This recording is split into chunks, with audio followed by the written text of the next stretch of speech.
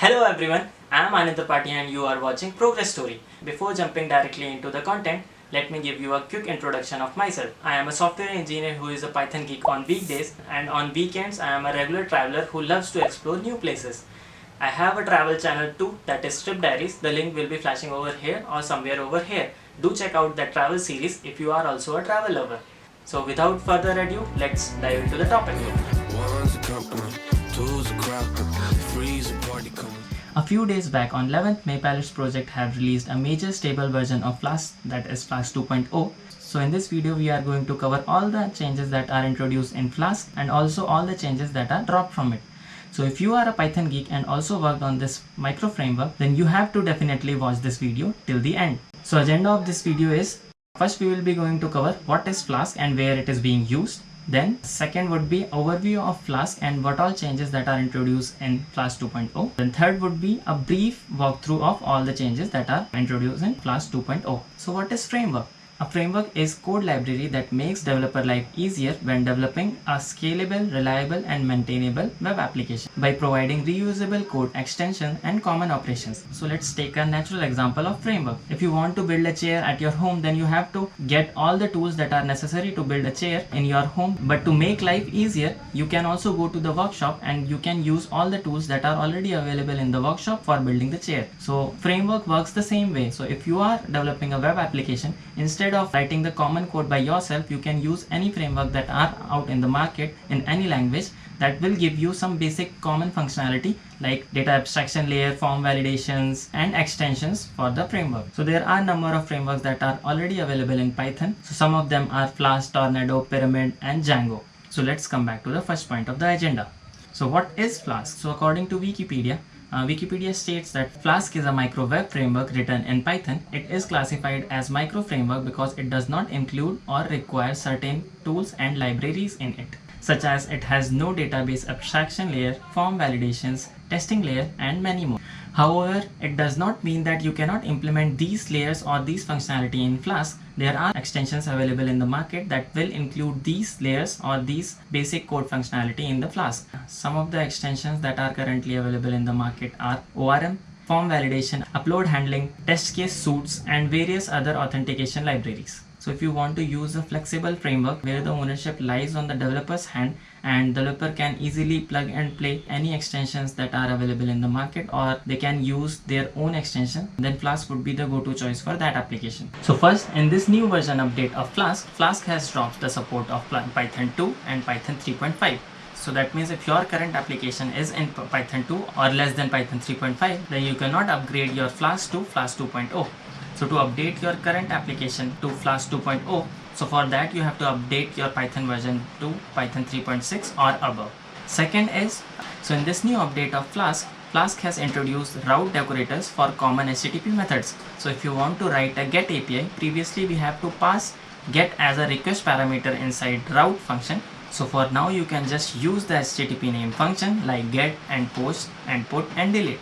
So now third and a major update of Flask is now having an inbuilt support of asynchronous routes. So now you can use various asynchronous libraries like AIO HTTP, HTTPX, AsyncIO and much more. So fourth new update is now Flask is having an inbuilt support of type hinting, and the fifth one is now Flask is having a nested blueprint support. And sixth one is Flask has also introduced a new function from file inside its config module where you can import any config from any arbitrary file loaders. In addition to that, Flask has also dropped the support for from JSON, because now if you want to import a JSON configuration, you can import it via from file. Seventh update is Flask has improved its CLI error messages, and last but not the least, Flask has introduced tab completion and history completion in its Flask shell. As we are done with the overview of Flask 2.0 updates, now it's time to deep dive into all the points that we have discussed yet. So let's discuss more about the first point, that was Flask 2.0 has dropped the support of Python 2 and 3.5. So if you are using an older version of Python and you want to update your Flask to latest version of Flask, that is Flask 2.0, then first you have to update your Python version to more than to greater than 3.6, and then you have to update your Flask version. So let's deep dive into it. So for that I will be going to open my terminal. I will just zoom in Then I will just going to create a folder. So for this demo I will be using Python 3.5. so for that I am currently using PyEnv. So let's say for now my Python version is 3.9.0. now I have to just change my version to Python 3.5.10, and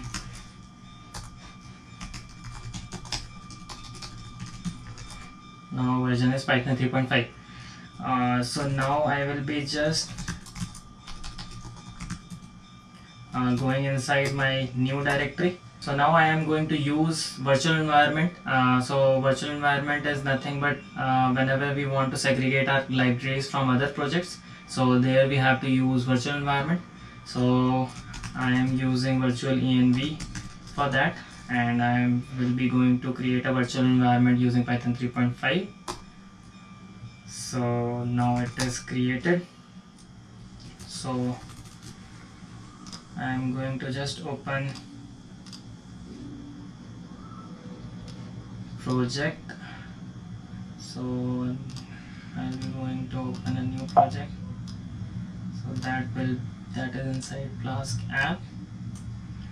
So yeah, so it's just an empty project. So I will just set the environment, Python environment, to the new one that I have created, that is Python 3.5. so I have to just do these settings. So now it is Flask app, then Python 3.5. Cool. So I will be creating a new file.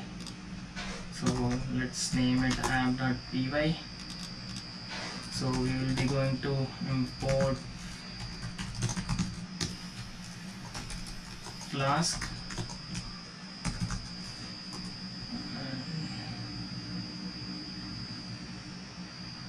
Okay, so Python 3.5 has no support in PyCharm, so it will be going to show like this. First we have to install Flask. So we will be going to install directly Flask.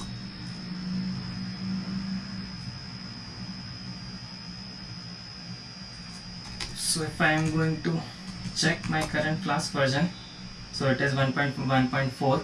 so you can see it is not on the latest version, that is Flask 2.0. and let's say I will going to create a small project, Flask name, then route.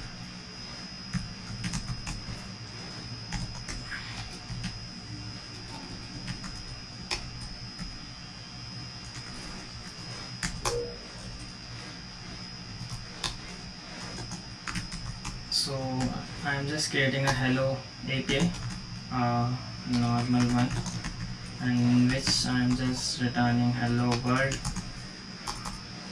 And just to start this server, just checking whether the script is running in the main module. So app.run.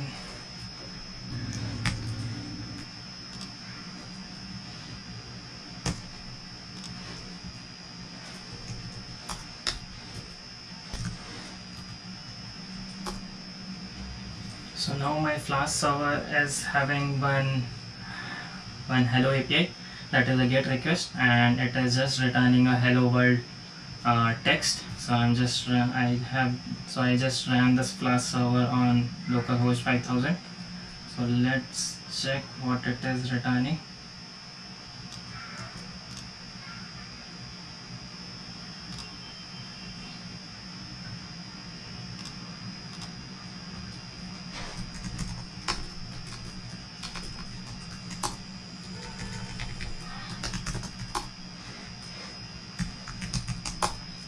So you can see it is now returning hello world, So let's say this is like a current this is a scenario where you are having a project where Flask version is 1.1.4 or less than Flask 2.0, and your Python version is 3.5 or less than 3.5 or Flask Python 2.7. So in this scenario, if I want to upgrade my Flask application to, let's say, 2.0.0, so it will not going to upgrade it to Flask 2.0. So let's say if I want to upgrade to the latest version, so it will going to show me, so it is like 1.1.4, not the latest version. So for that, first you have to install the latest version of Python, or Python version greater than 3.5. So in this case we are just going to use 3.9.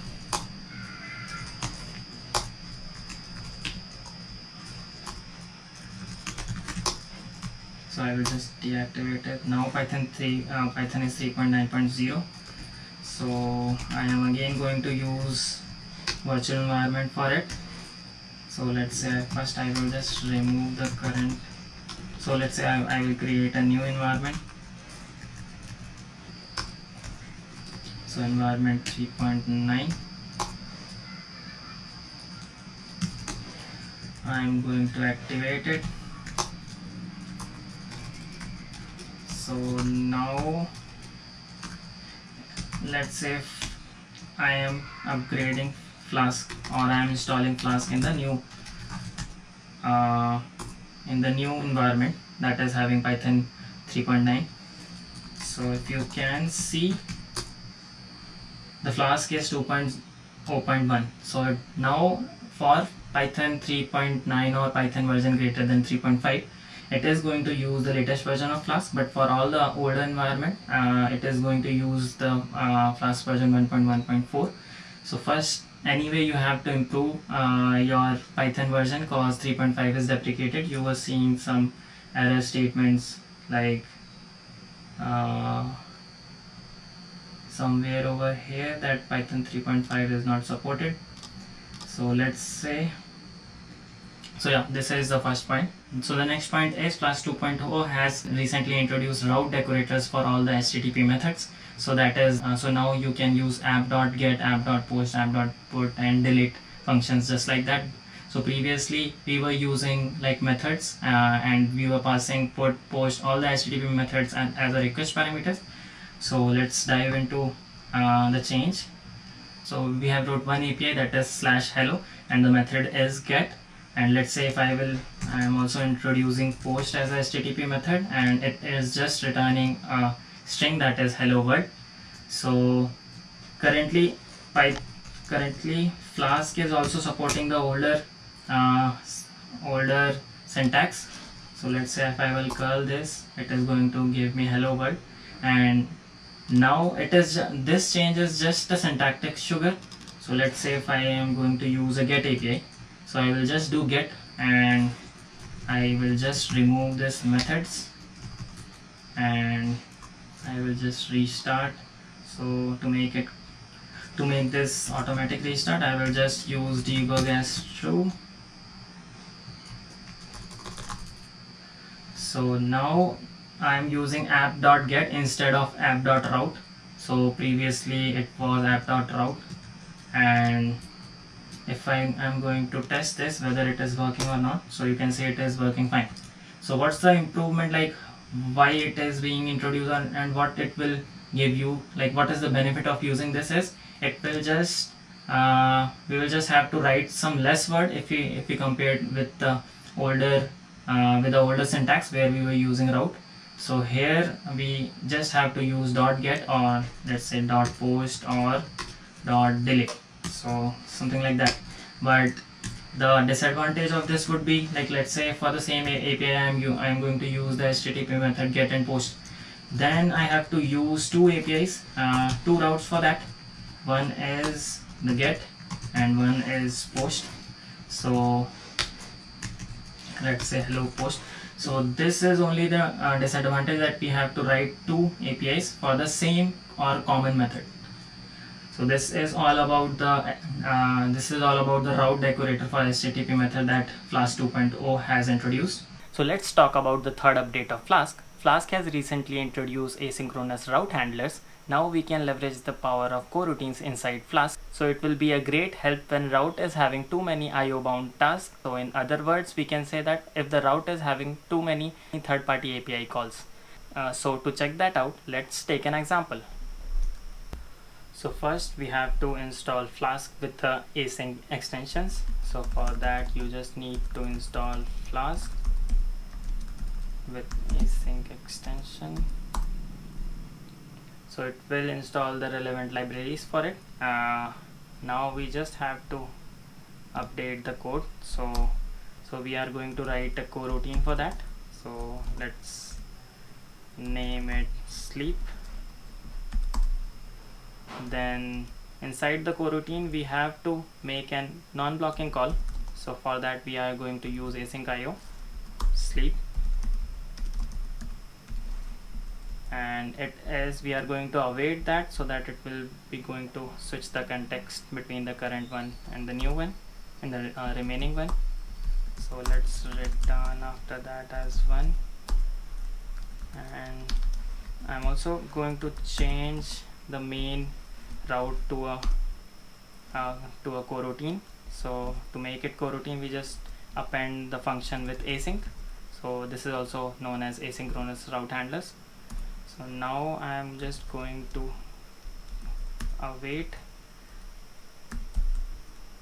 the gather. I'm now going to gather 2 API calls. So just to check that like whether it is working or not, so first just put sleep of 2 seconds.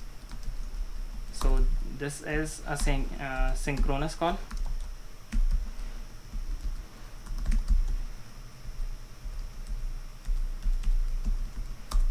And to check how much time the API is taking, so let's name it time.perf counter, then end would be time.perf counter,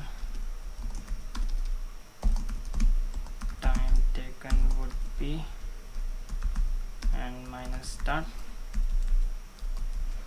So it will take 2 seconds. So this is a synchronous call. So we are going to test like how much time it is taking. So let's say call hello. So it is taking 2 seconds. So we are going to just convert this to asynchronous route. Await async IO dot gather sleep and sleep. So it should take 1 second because this is a asynchronous route and we are just calling 2 coroutines inside that. So one coroutine will be waiting for 1 second, then it will switch the context to the another coroutine. So let's test it. So yeah, you can see now it is taking 1 second. So this is how coroutines work in Flask. So now let's talk about the fourth update of Flask, that is Flask has recently introduced type hints inside it. Trust me, this update is one of the best updates that Flask has introduced. So type hints was introduced in Python 3.5 and from that time type hints are extensively used in this Python world, but sadly type hints were not there inside Flask. If you check out the Zen of Python, it also states that explicit is better than implicit. So the same theory goes with type hints. So to test that how it works, so let's take an example of it. So for example, first we are going to activate the old Python that is having Flask 1.1.4. So for that I am just going to deactivate it, then activate env then activate. So to test that we are just going to open the Flask shell. So I just have to change, yeah. So if I'm going to import Flask, from Flask import Flask and help Flask, so you can see here there are no type hinting. So the request parameters are plain request parameter without types, without static types, and they are mentioned inside the doc string. So here also you can see these are the normal request parameters. And also if you take an example from the PyCharm itself, I am going to change the interpreter to the old Flask version, so that is env. So I'm going to apply this. So let's change the API route with any integer, let's say. So it is not giving me any warning. If I go inside that, the first parameter should be string of an endpoint. But let's say if we test this out with Flask 2.0, then I am just going to change my interpreter again to the new Flask. So now you can see it is saying like expected type string got instead. So that is because if you go inside it, you can see rule should be string. So this is the type hinting that is introduced inside Flask 2.0. And also you can see on every function there are type hintings like add rule URL, rule should be string, this should be optional of string, and you can check out the other functions too. So the same thing goes inside Flask shell as well. So if I am going to activate the other environment, and I am just going to open the Flask shell. So it is giving me some error because of this, maybe. Yeah, so now I am going to Flask, import Flask, then help Flask. So you can see the parameters are having these type hints, like it should be boolean, import name should be string, template for folder should be optional of string. So this like if you are running a big application and you don't want to run into runtime issues of types, then it would be better, or it would be good to use type hints inside your application. So this is all about the type hint. So the next update that is introduced in Flask is, so now nested blueprints are introduced in Flask 2.0. So previously whenever we want to change any child endpoint, then we have to create a separate blueprint for that. So that was leading to a redundant code. So now as Flask is having nested blueprint support, then like we can minimize this redundancy by creating a nested blueprints for it. So let's dive into it. So for this we will be using blueprints feature instead of routes of Flask. So let's say I will create a blueprint as v1, then it's a blueprint. So let's import blueprint. The blueprint name, just pass the name, context name, then the endpoint URL prefix. So URL prefix would be v1 for it.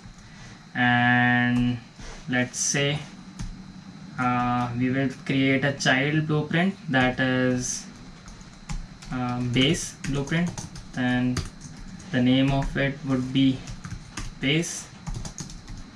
So the URL prefix of this would be base, so I'm just going to put this as base. Now instead of route we have to use base blueprint. So, and also we have to first register this base blueprint in app. So base nested blueprint in v1. So for that we will use this register blueprint. So previously this was only available in this app. So here I am going to register base inside v1. So now this is how it is done. Now I am going to use base blueprint and get the URL would be hello again. So the complete URL will become something like /v1/base/hello. So let's find out. So I'm just removing these asynchronous route.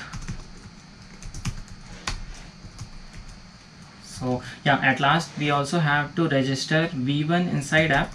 For that, just register blueprint and app. So just run this Python application again. Python app.py flask is no attribute register. Register 2.2. Sorry, just a small mistake here. I have to pass v1 blueprint. So now run again the application. So now hello endpoint will not be found at /hello. So for that, first we have to go to v1/base/hello. You can see it's been working now. It's now working. So this is how it's work. First we have to register the parent blueprint, then we have to register a child blueprint, then we have to register child blueprint inside the parent blueprint, and we can do this by using register blueprint, and we have to use this base. Then we are just registering the main parent blueprint inside app main Flask instance. So this is how it's been done. So the next update we are going to talk about is from file. From file function is introduced inside Flask 2.0 update. So what from file is, every application or every framework has some properties where we can load the configuration inside the framework itself. Flask is also having numerous ways for that. Some of it is like from object, from env-var, from pyfile, from JSON. So now there is one more method, that is from file, where you can just pass the configuration file and the loader of it. So apart from this, Flask has also deprecated this from_JSON function, where we were loading configuration from JSON file. So let's dive into it. So just to check like what all configuration file, like what all configuration methods are there already. So you can just go to app.config and just check from. So you can see from object, from pyfile, from env-var, from JSON, from file is already there. But if you just check from JSON in the file name, but I'm not going to do that. Just go inside it. So you can check, you can see for Flask 2.0 it is deprecated and will be removed in Flask 2.1. So if you are using it and you are planning to upgrade Flask to 2.1, then you have to just change from JSON to from file. So for it we will be going to create a JSON file. So let's say config.json, and here the configuration is, let's say, some key, value is 1.1123. So I'm just going to use double quotes and some other value like debug equal to true. So let's say this is a config file. I am going to load this config file. I am going to remove all these old code of blueprint to make it simple. Just I am going to use a app instance for it. Now I will just pass config.json here, and if I am running this Flask application from the root itself, then I don't have to pass the absolute path of it or relative path of it, and the loader would be json.load. So for that I will be going to import JSON and have to pass json.load here. So let's say inside the application, if I want to print or return the key value, let's say I'm using this key.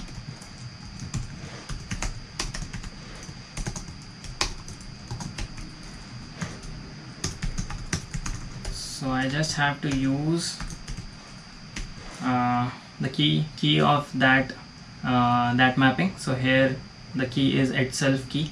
So let's give a good name of it, like random string maybe, and here random string. Now just let's check whether it is working fine or not. Starting with leading slash. Okay, so I have removed the blueprint, but I forget to put this forward slash. So now we will just going to run this and going to hit this hello.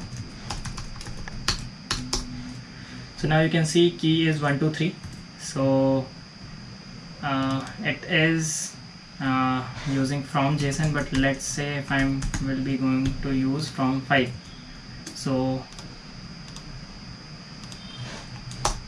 it is also working now. So the advantage of this is previously from JSON was working only for JSON files, but now if we are using from file can be worked with any loader. So inside that you can see load, and there is a callable. We can pass any loader here and it will work fine. And inside the doc string you can also see from file. Here we are using toml file. The loader is toml.load.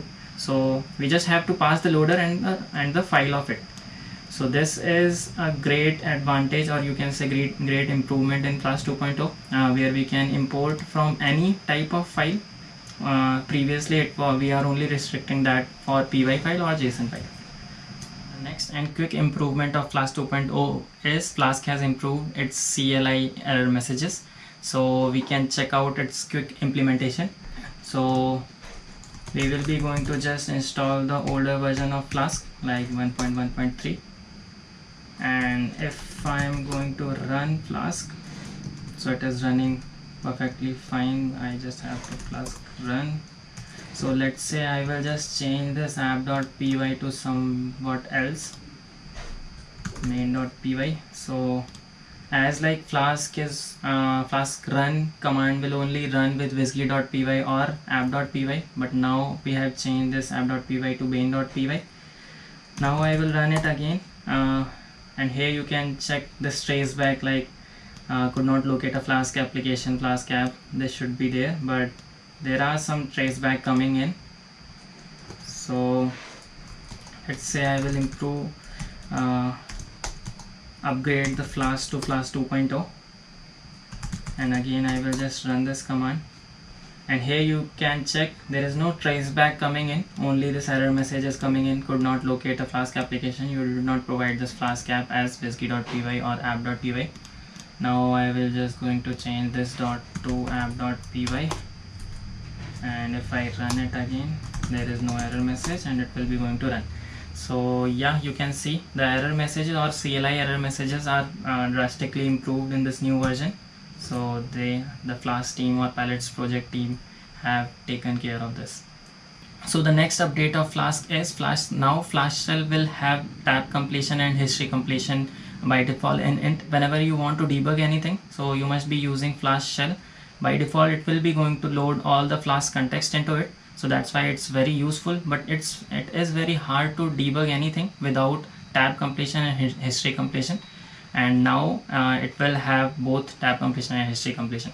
So let's check that out.